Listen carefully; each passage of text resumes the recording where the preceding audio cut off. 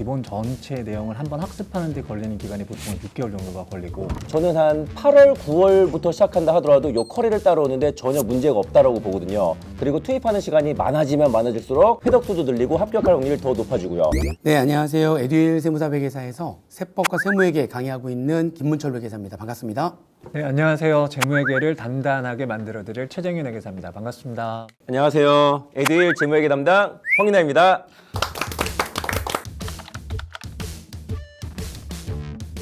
일단은 합격하려면 학원을 무조건 다녀야 되는 것 같아요. 이 세무사 시험은 혼자서 공부할 수 있는 시험은 아닙니다. 내용이 좀 많이 어렵기 때문에 학원을 꼭 다니셔야 되는데, 학원에서 하는 커리큘럼들이 쫙 있어요.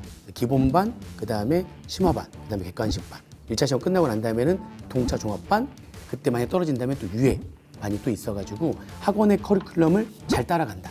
네, 그게 가장 좋은 황금 루트가 아닌가 이렇게 생각이 듭니다.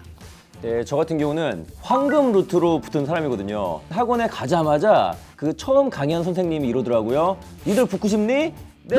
하니까 시키는 것만 잘해라. 학원 잘 나오고 복습만 잘하면 붙는다 하시더라고요. 저는 그 말을 철석같이 믿고 진짜 그렇게만 했더니 시험에 붙더라고요. 그래서 일단 실강 수험생 기준으로는 학원 빠지지 말고 꼬박꼬박 나오고 그날 배운 내용 그날 복습 다 하고 잔머리 굴지 말고 시키는 거 다 하고 요거만 하면은 시험에 떨어질 수가 없는 거예요. 맞습니다. 두 분 말씀하신 거 전적으로 동의를 하고, 다만 이제 한 가지만 조금 다르게 말씀드리고 싶은 거는, 어차피 우리가 공부를 하는 것은 그냥 길을 찾아가는 거거든요. 그러니까 1차 시험은 자료 제시된 걸 바탕으로 해서 도착하는 곳이 어디냐 찍는 거고, 2차 시험은 자료를 던져놓고 네가 거기가 어딘지 쓰라, 뭐 이런 표현이 되는 거 아닙니까? 그럼 역시 길이라는 것은 자주 다녀볼수록 익숙하게 될 수밖에 없어요. 그러니까 가능하면은 회독수를 높이는 것이 가장 좋은 방법이 아닌가 싶습니다. 많이 다녀본 길을 잘 알 수밖에 없는 거거든요. 그럼 좋은 내비게이션이 필요하겠죠. 그럼 여기 학원에 우리 좋은 내비게이션에 장착한 선생님들이 여러 분 계시니까 그 내비게이션 그대로 따라가시면 될 것 같아요. 네, 세무사 1차 시험은 회계, 세법, 선택 과목, 재정학 이렇게 4가지로 구성되어 있는데, 회계랑 세법 같은 경우는 2차까지 이어지는 일명 메인 과목이라고 하고요. 그 다음에 선택 과목은 법 과목인데 상법, 미법, 행소법 요 3개 중에 하나 선택하시면 되고, 재정학 있고, 요 선택법이 선택 과목과 재정학은 1차에만 나오고 상대적으로 득점하기가 쉬운 과목이다 라고 보시면 돼요. 더 1차 시험을 평균 60점 넘고 꽈락 없이 붙으면 2차 시험 넘어가는데, 2차는 회계, 세법만 나온다. 먼저 회계는 배점이 100점으로 크진 않고요. 세법이 300점으로 세무사 시험답게 무진장 늘어나요. 먼저 100점은 세무회계라고 하는데 계산 문제 위주로 나오고, 200점은 논술세법이다. 이렇게요.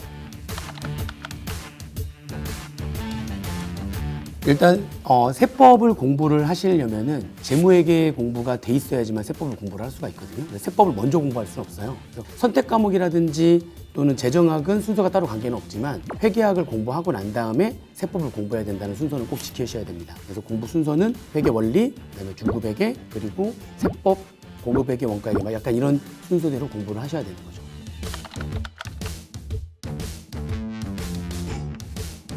물론 이게 수험 기간이 짧으면 짧을수록 좋겠지만, 이게 현실적으로 말씀을 드리자면 우리가 기본 전체 내용을 한번 학습하는 데 걸리는 기간이 보통 6개월 정도가 걸리고, 이걸 다시 한번 다 잡고 심화하는 과정이 또 걸리겠죠. 그리고 1차 시험을 앞두고 마지막 정리하는 과정도 필요하게 될 것이고, 그래서 1차까지를 바로바로 붙는다라고 할지라도 기본적으로 한 1년 정도가 소요가 되고, 그에 만약에 바로 끝낼 수 있으면 정말 1년 반의 모든 사항이 끝날 수가 있겠지만, 그 부분이 통계적으로도 수치가 아주 낮게 나오거든요.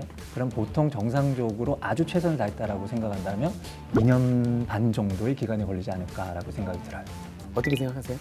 동차 합격하는 게 최선이긴 한데, 동차 합격하는 사람은 되게 하나 나올까 말까거든요. 일단은 동차 합격을 목표로 하시되, 동차 합격을 못했을 때 플랜 B까지도 염두에 두기는 하셔야 된다. 저는 이런 말씀 드리고 싶네요. 통계치 나오는 거 보면은 동차 합격 비율이 한 22% 정도 이렇게 나오고 있는 것 같은데, 사실 이제 그 통계치 좀 맹점이 좀 없지 않아 있고, 맞아요. 그 일부 친구들은 회계사 공부를 하다가 최초로 이제 세무사 응시를 하는 친구들은 여기서 동차를 잡힌단 말이에요. 실제 동차를 하는 것은 20% 미만 정도. 그죠? 20% 미만인데도 거기에 3차생이 또 들어가요. 3차생은 별도로 또 통계로 또 잡히는 부분이 있어요. 3차생이 따로 이렇게 분류가 되나요? 3차생이?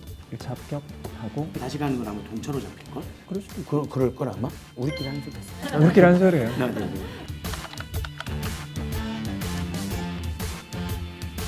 사실 뭐 6월부터 시작을 한다고 하는데 정규 세무사 과정 자체가 보통 5월부터 이렇게 시작을 하잖아요. 그래서 한 달 정도 갭 차이만 있을 뿐인 거지 우리 학원 커리를 따라가면서 이 부분 한 달 갭을 줄이는 것은 크게 문제가 되지 않을 거라고 생각을 해요. 그래서 학원에서 커리를 이런 식으로 만들었다는 것을 과거 경험치를 쭉 통해서 봤더니 이런 방식에 따라서 접근을 하는 것이 가장 효과적인 결과가 나타난다. 이 결과를 커리에 반영한 거라고 생각을 하거든요. 그래서 커리에 나와 있는 그대로를 여러분들 쫓아가시면은 가장 효율적으로 결과를 낼 수 있는 방법이 아닐까 생각합니다.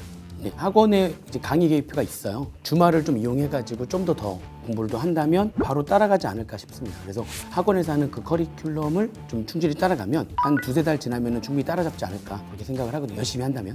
그 학원에서 제시하는 이상적인 커리큘럼이 기본 강의, 심화 강의, 객관식, 그 다음에 그 중간중간에 추가적인 커리가 더 있고요. 이게 제일 핵심인데 저는 한 8월, 9월부터 시작한다 하더라도 이 커리를 따라오는데 전혀 문제가 없다라고 보거든요. 그리고 투입하는 시간이 많아지면 많아질수록 회덕수도 늘리고 합격할 확률이 더 높아지고요. 혹시라도 사정이 생겨서 추석 이후 이때쯤에 시작할 수도 있잖아요. 그때는 조금씩 핵심적인 커리 위주로만 가져가고 심화 같은 거는 좀 쳐내고 이런 식으로 전략을 수정하셔야 될 거예요. 근데 6월 달이라면은 모든 풀 커리를 다 따라올 만한 충분하고도 남는 시간이에요.